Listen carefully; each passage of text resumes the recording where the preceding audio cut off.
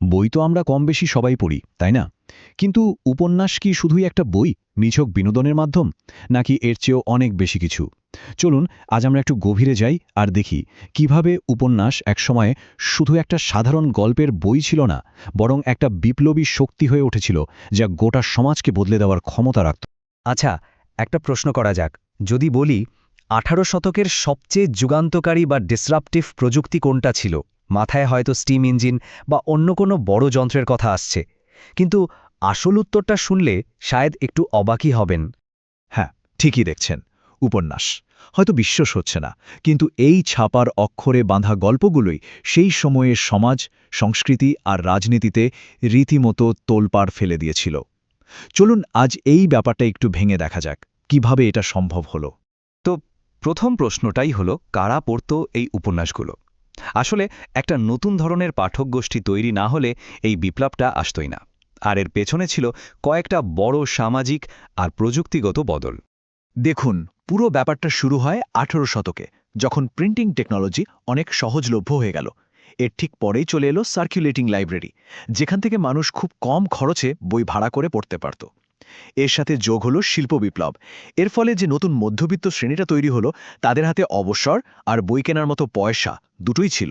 আর ১৯ শতকে তো বই আরও সস্তা হয়ে গেল, আর পত্রিকায় ধারাবাহিকভাবে উপন্যাস ছাপা হতে শুরু করলো। ব্যাস, গল্প পৌঁছে গেল একদম সাধারণ মানুষের ড্রয়িং রুমে।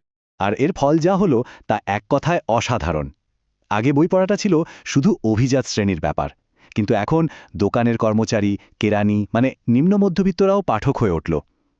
শিল্পায়নের কারণে সচ্ছলতা বাড়ায় নারীরাও ঘরে বসে বই পড়ার মতো অবসর পেলেন। এমনকি লাইব্রেরির দৌলতে গরিব মানুষরাও পড়ার সুযোগ পেতে শুরু করে। এভাবেই দেখতে দেখতে এক বিশাল আর বৈচিত্র্যময় পাঠক শ্রেণী তৈরি হয়ে গেল।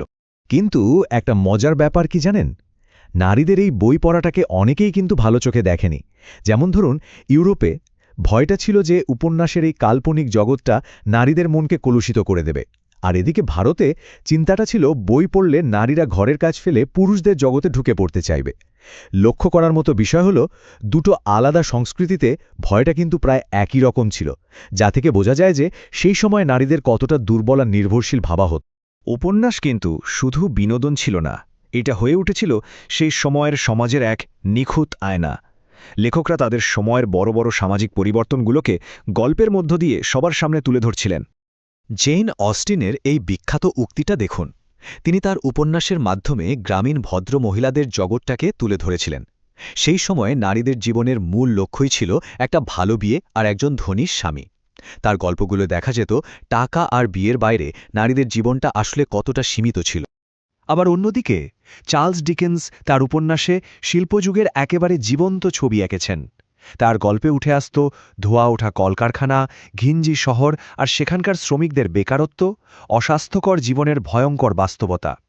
তিনি যেন চোখে আঙুল দিয়ে দেখিয়েছিলেন কিভাবে শুধু মুনাফা চালিত একটা সমাজে মানুষ তার মানবিক পরিচয় হারিয়ে স্রেফ উৎপাদনের একটা যন্ত্রে পরিণত হচ্ছিল। টমাস হার্ডির উপন্যাসে আবার আমরা এক হারিয়ে যাওয়া পৃথিবীর জন্য হাহাকার দেখতে পাই। শিল্পায়নের দাপটে গ্রামের চেনা সমাজগুলো ভেঙে যাচ্ছিল, পুরনো কৃষিজীবন হারিয়ে যাচ্ছিল। তার মেয়ার অফ কাস্টারব্রিজ উপন্যাসে তিনি খুব স্পষ্টভাবে দেখিয়েছেন কিভাবে ব্যক্তিগত সম্পর্কের সহজ সরল জগৎটা একটা যান্ত্রিক শহুরের সংস্কৃতির কাছে ধীরে ধীরে হেরে যাচ্ছে। উপন্যাস কিন্তু শুধু সমাজের ছবিই দেখায়নি, এটা রাজনীতিতেও খুব শক্তিশালী একটা ভূমিকা পালন করেছে। গল্প কখনো হয়ে উঠেছে আদর্শ প্রচারের হাতিয়ার, কখনো উপনিবেশবাদের সমর্থক, আবার কখনো বা প্রতিরোধের সবচেয়ে বড় অস্ত্র। যেমন ধরুন রবিনসন ক্রুজোর চরিত্রটা, তাকে একজন টিপিক্যাল উপনিবেশ স্থাপনকারী হিসাবে দেখানো হয়েছে। সে দ্বীপের আদিবাসীদের নিচু চোখে দেখে, উদ্ধার করা একজনের আসল নাম না জেনেই তার নাম দিয়ে দেয় ফ্রাইডে, আর সে মনে করে এই বর্বর মানুষদের সভ্য করে তোলাই তার জীবনের মিশন। এই চরিত্রটা ঔপনিবেশিক মানসিকতার এক নিখুঁত প্রতিছবি, তাই না?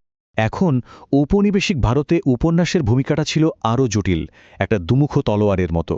একদিকে ব্রিটিশ শাসকরা দেশীয় ভাষার উপন্যাস থেকে এদেশের মানুষের জীবনযাত্রা আর রীতিনীতি সম্পর্কে জরুরি তথ্য পেত, যা তাদের শাসনকাজ চালাতে সাহায্য করত।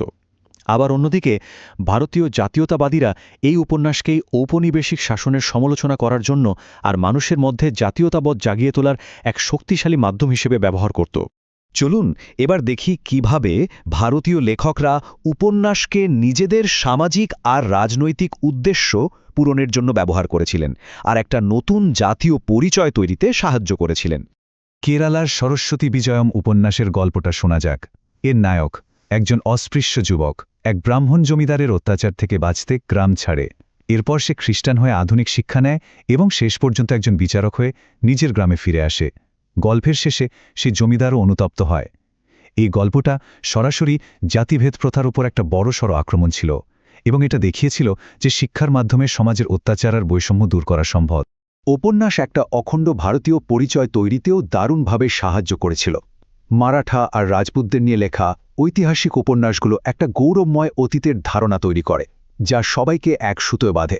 বঙ্কিমচন্দ্রের আনন্দমঠের মতো উপন্যাস তো সরাসরি স্বাধীনতা সংগ্রামীদের অনুপ্রেরণা জুগিয়েছে। আবার প্রেমচন্দ্রের মতো লেখকরা সমাজের সব স্তরের চরিত্রকে তাদের গল্পে জায়গা দিয়ে একটা সম্মিলিত জগতে ছবি তৈরি করেন। এভাবেই উপন্যাস পরাধীন মানুষের মনে স্বাধীনতা আর ঐক্যের আকাঙ্ক্ষাকে একটা নকশা দিয়েছিল। তাহলে আসল কথাটা হলো, উপন্যাস শুধু গল্প ছিল না, এটা ছিল একটা সামাজিক এবং রাজনৈতিক শক্তি যা তার সময়কে, তার পৃথিবীকে নতুন করে রূপ দিয়েছিল।